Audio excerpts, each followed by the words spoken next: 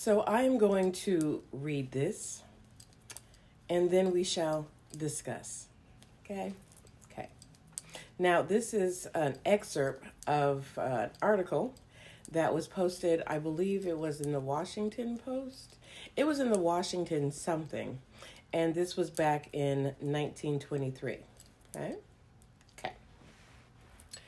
The affection and attachment between the white child and its colored nurse were the rule.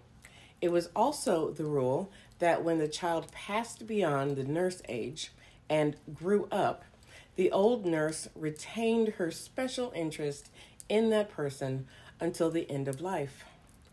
And it went on to say, the proposal will be received with pleasure by a great number of men and women, a large portion of whom were not old enough to have had a regular colored mammy. There is a happy and tender sentiment behind the proposal. The colored mammy was an institution in the southern and border states worthy of being symbolized in stone and bronze. Now, they are referring to a move or a push to have a mammy monument erected. I believe they wanted it in D.C. Yeah. Now, this request was sent to Congress. The Senate passed the bill. I kid you not. The Senate passed a bill to have a mammy monument erected. Now, when it went to the House, they were unable to pass the bill because of several protests, one of them being black women who said, I think the not. Absolutely not.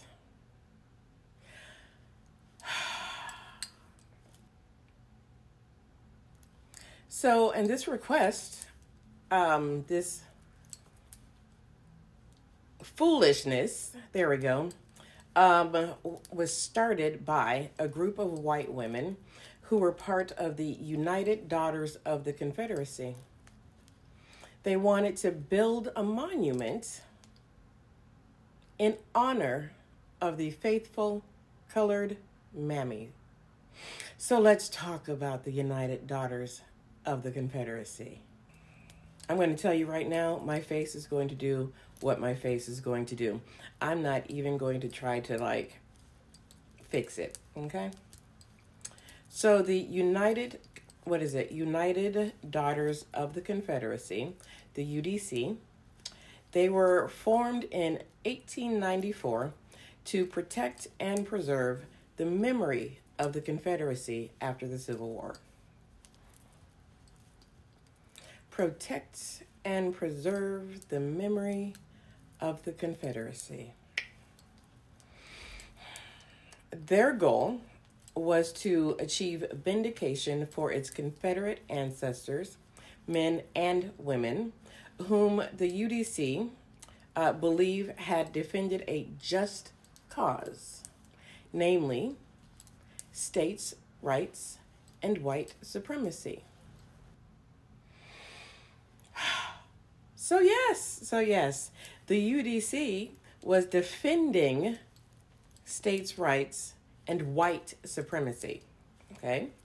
The UDC influenced the social and political culture of the New South between 1894 and 1919.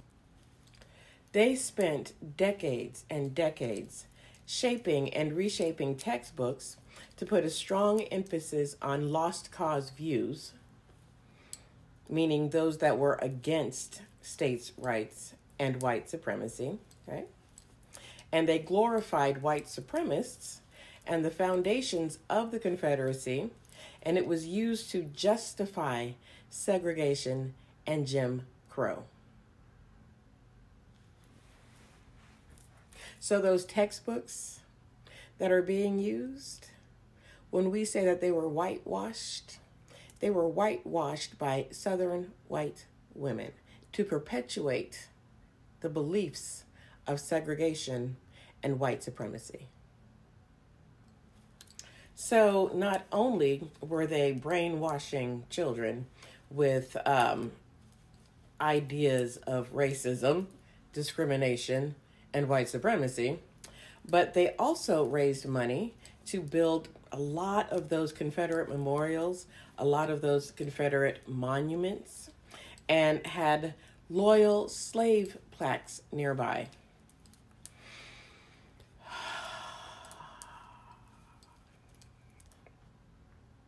Here's the thing.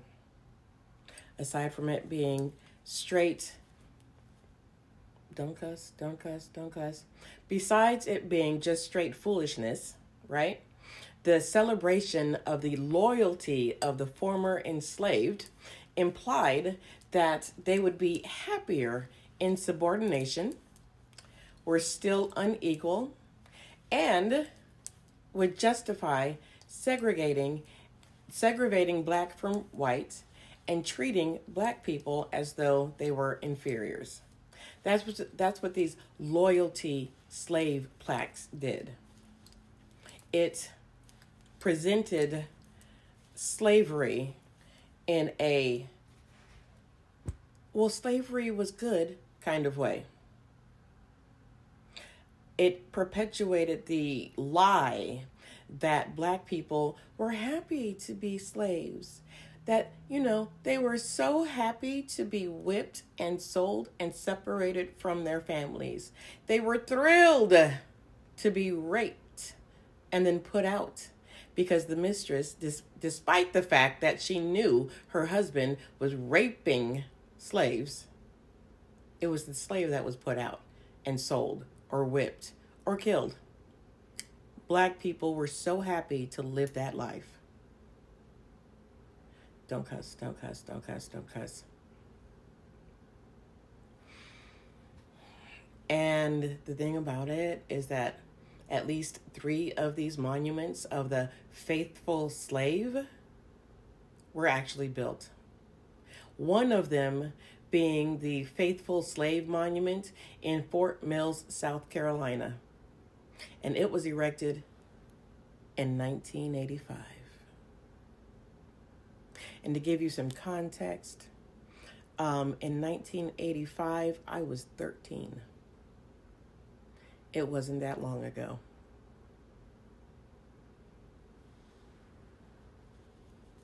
The need to hold on to something that was lost years ago.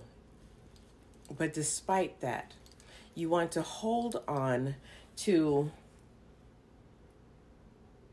a belief that subjugates an entire race of people.